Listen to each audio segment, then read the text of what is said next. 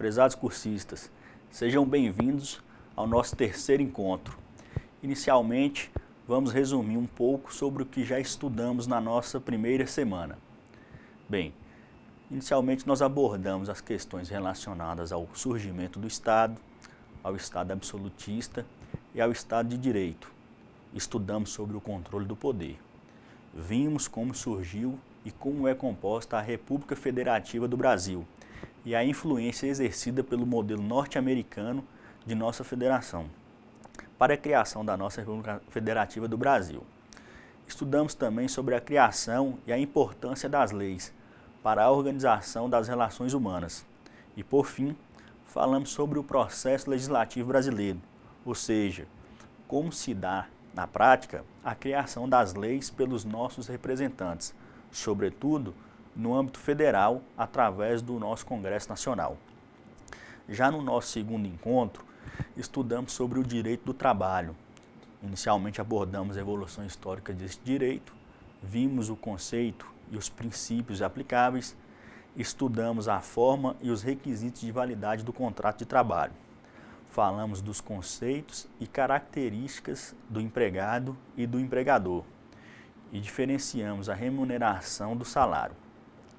Concluímos sobre a jornada de trabalho e a extinção do contrato de trabalho.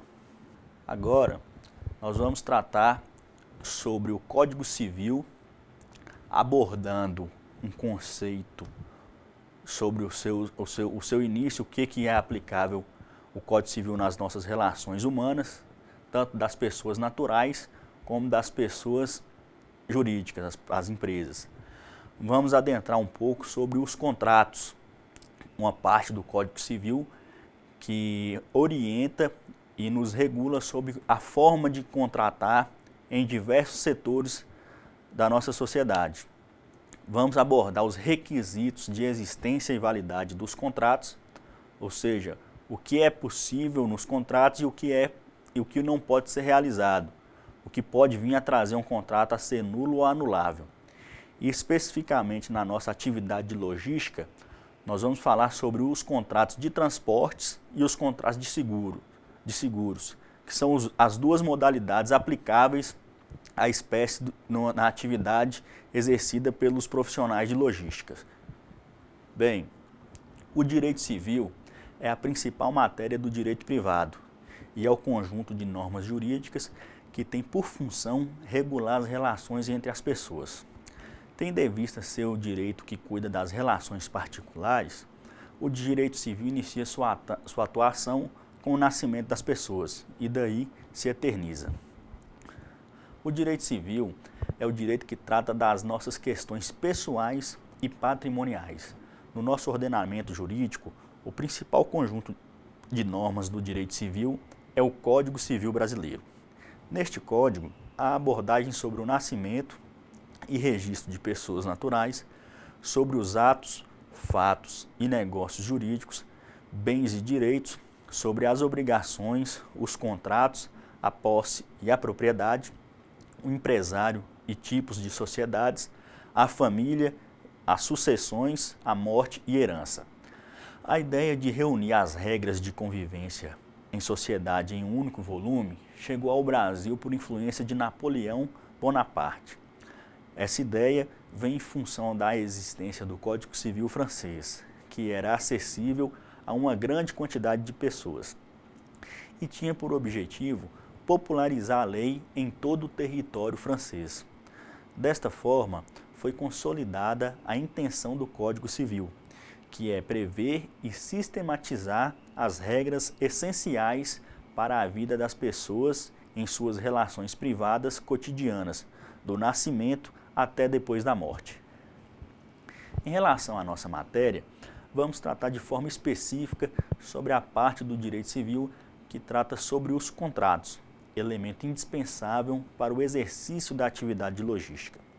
A palavra contrato tem origem no direito romano e significa unir, conectar, ligar.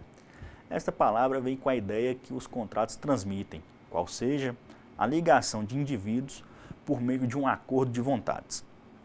E esse acordo de vontades é protegida pelo direito, que o dá plena validade e obriga as partes a cumprir com o combinado, inclusive, se necessário, por intervenção judicial, e pode prever penalidades em caso de descumprimento. Em outras palavras, o contrato é o vínculo jurídico entre duas ou mais pessoas, que podem ser físicas e ou jurídicas, que manifestam livre e espontânea vontade, se responsabilizando pelo ato pactuado e é resguardada pela segurança jurídica. Esse acordo de vontades visa regulamentar o interesse entre as partes, cujo escopo é adquirir, modificar ou extinguir relações jurídicas de natureza patrimonial. Após estabelecido o conteúdo da obrigação de cada uma das partes contratantes e o limite de atuação dessas partes, elas se conectam pelo vínculo que as uniu. Esse vínculo é conhecido como o princípio da força obrigatória dos contratos. O princípio da força obrigatória dos contratos significa dizer que o que foi pactuado deve ser cumprido. Após discutido entre as partes seus direitos e obrigações e com a necessária manifestação formal, através do contrato, o mesmo passa a ter força de lei entre as partes. Essa lei entre as partes prestigia o fundamento da autonomia da vontade, ou seja, o contrato somente terá validade se a manifestação de vontade das partes foi livre e com plena compreensão das consequências. Havendo cláusula nos contratos que possam ser consideradas abusivas ou fraudulentas, essas podem ser judicialmente invalidadas, porém sem afetar o inteiro teor do contrato celebrado. Como o contrato é definido pelo direito civil como sendo um negócio jurídico, é necessário para que tenha validade a observância de alguns requisitos legais. Esses requisitos são agente capaz, objeto lícito e forma prescrita ou não defesa em lei. Os contratos podem ser escritos, verbais ou tácitos, igual vimos nos contratos de trabalho.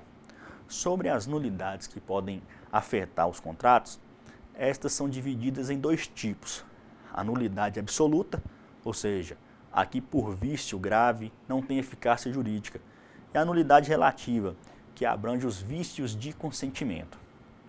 No Brasil, como já falamos, o Código Civil regula diversos tipos de contratos. Alguns deles são o contrato de compra e venda, de troca ou permuta, locação, prestação de serviços, bancários, entre diversos outros.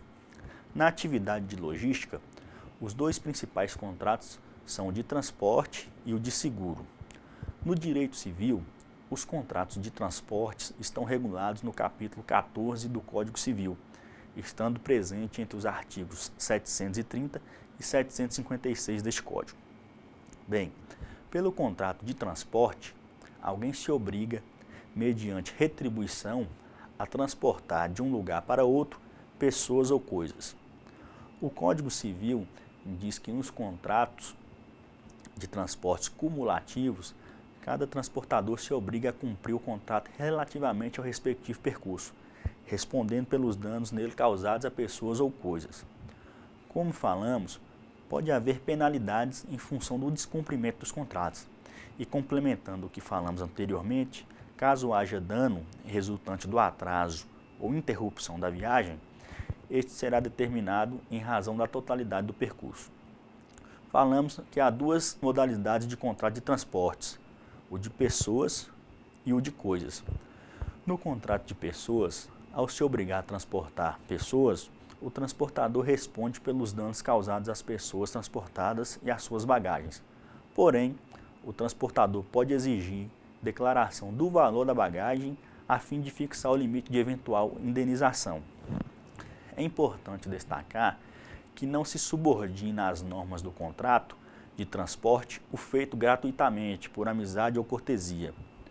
Ao realizar a atividade de transporte, o transportador está sujeito aos horários e itinerários previstos, sob pena de responder por perdas e danos, salvo motivo de força maior. O transportador não pode recusar passageiros, salvo os casos previstos nos regulamentos ou se as condições de higiene ou de saúde do interessado o justificarem. O passageiro tem direito de rescindir o contrato de transporte antes de iniciar a viagem, sendo devida a restituição do valor da passagem, desde que feita a comunicação ao transportador em tempo de ser negociada. Bem, interrompendo-se a viagem por qualquer motivo alheio à vontade do transportador, ainda que em consequência de um evento imprevisível, fica ele obrigado a concluir o transporte contratado em outro veículo da mesma categoria ou, com anuência do passageiro, por modalidade diferente, à sua custa, correndo também por sua conta as despesas de estada e alimentação do usuário durante a espera de novo transporte. O transportador, uma vez executado o transporte, tem direito de retenção sobre a bagagem de passageiro e outros objetos pessoais deste para garantir-se do pagamento do valor da passagem, que não tiver sido feito no início ou durante o percurso. Bem, abordamos um pouco sobre o transporte de pessoas. Agora vamos tratar sobre o transporte de coisas, que é de grande importância para o técnico em logística. Inicialmente, algumas conceituações merecem destaque. No contrato de transporte de coisas, temos a participação de algumas pessoas, sendo elas o remetente, que é o indivíduo que entrega a coisa ao transportador, para ser transportada. Temos o transportador, que é aquele que se obriga a transportar mercadoria. E por fim, temos o destinatário, que é a pessoa designada para receber a coisa. O Código Civil fala que a coisa entregue ao transportador deve estar caracterizada pela sua natureza, valor, peso e quantidade, e o mais que for necessário para que não se confunda com outras, devendo o destinatário ser indicado ao menos pelo nome e endereço. O transportador poderá exigir que o remetente lhe entregue, devidamente assinada, a relação discriminada das coisas a serem transportadas, em duas vias, uma das quais por ele devidamente autenticada ficará fazendo parte integrante do conhecimento. Poderá o transportador recusar a coisa cuja embalagem seja inadequada, bem como a que possa pôr em risco a saúde das pessoas, ou danificar o veículo e outros bens. O transportador deverá, obrigatoriamente, recusar a coisa cujo transporte ou comercialização não sejam permitidos, ou que venha desacompanhada dos documentos exigidos por lei ou regulamento.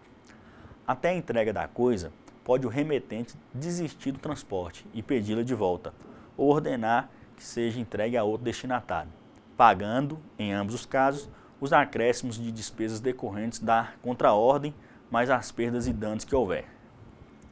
O transportador conduzirá a coisa ao seu destino, tomando todas as cautelas necessárias para mantê-la em bom estado e entregá-la no prazo ajustado ao previsto. A responsabilidade do transportador, limitada ao valor constante do conhecimento, começa no momento em que ele ou seus prepostos recebem a coisa e termina quando é entregue ao destinatário ou depositada em juízo, se aquele não for encontrado. As mercadorias devem ser entregues ao destinatário ou a quem apresentar o conhecimento endossado, devendo aquele que as receber conferi-las e apresentar as reclamações que tiver, sob pena de decadência dos direitos. Havendo dúvida acerca de quem seja o destinatário, o transportador deve depositar a mercadoria em juízo, se não lhe for possível obter instruções do remetente. Se a demora puder ocasionar a deteriorização da coisa, o transportador deverá vendê-la, depositando o saldo em juízo. Por valor pago pelo transporte, é denominado de frete. Bem, o outro contrato muito importante para a atividade de logística é o contrato de seguro. E o contrato de seguro ele é regulado pelo capítulo 15 do Código Civil, e suas disposições estão entre os artigos 757 e 802 do Código. Bom, o contrato de seguro, ao ser celebrado, deve obedecer a requisitos de veracidade e boa-fé, sob pena de ficar prejudicado o segurado. Pelo contrato de seguro, o segurador se obriga, mediante o pagamento do prêmio, a garantir interesse legítimo do segurado, relativo à pessoa ou à coisa, contra riscos pré-determinados. Somente pode ser parte no contrato de seguro, como segurador, entidade para tal fim legalmente autorizada. O contrato de seguro prova-se com a exibição da apólice ou do bilhete do seguro e, na falta deles, por documento comprobatório do pagamento do respectivo prêmio. A emissão da apólice deverá ser precedida de proposta escrita com a declaração dos elementos essenciais do interesse a ser garantido e do risco. A apólice ou bilhete de seguros serão sempre nominativos, à ordem ou ao portador, e mencionarão os riscos assumidos, o início e o fim de sua validade, o limite da garantia e o prêmio devido, e, quando for o caso, o nome do segurado e o nome do beneficiário. Nulo será o contrato para a garantia de risco proveniente de ato doloso do segurado, do beneficiário ou de representante de um ou de outro. Não terá direito à indenização o segurado que estiver em mora no pagamento do prêmio, se ocorreu o sinistro antes de sua purgação. O segurado e o segurador são obrigados a guardar, na conclusão e na execução do contrato, a mais estrita boa-fé e veracidade, tanto a respeito do objeto como das circunstâncias e declarações a eles concernentes. Se o segurado, por si ou por seu representante, fizer declarações inexatas ou emitir circunstâncias que possam influir na aceitação da proposta ou na taxa do prêmio, perderá o direito à garantia, além de ficar obrigado ao prêmio vencido. O segurado é obrigado a comunicar ao segurador, logo que saiba todo incidente suscetível de agravar consideravelmente o risco coberto, sob pena de perder o direito à garantia, se provar que silenciou de má-fé. A mora do segurador em pagar o sinistro obriga a atualização monetária da indenização devida, segundo índices oficiais regularmente estabelecidos, sem prejuízo dos juros moratórios. O segurador é obrigado a pagar em dinheiro o prejuízo resultante do risco assumido, salvo se convencionada a reposição da coisa. Os contratos de seguros contemplam duas modalidades, que é o seguro de dano e o seguro de pessoas. Nos seguros de dano, a garantia prometida não pode ultrapassar o valor do interesse segurado no momento da conclusão do contrato. O risco do seguro compreenderá todos os requisitos resultantes ou consequentes, como sejam os estragos ocasionados para evitar o sinistro, minorar o dano ou salvar a coisa. A vigência da garantia no seguro de coisas transportadas começa no momento em que são recebidas pelo transportador e cessa com a sua entrega ao destinatário. No seguro de responsabilidade civil, o segurador garante o pagamento de perdas e danos devido pelo segurado a terceiro.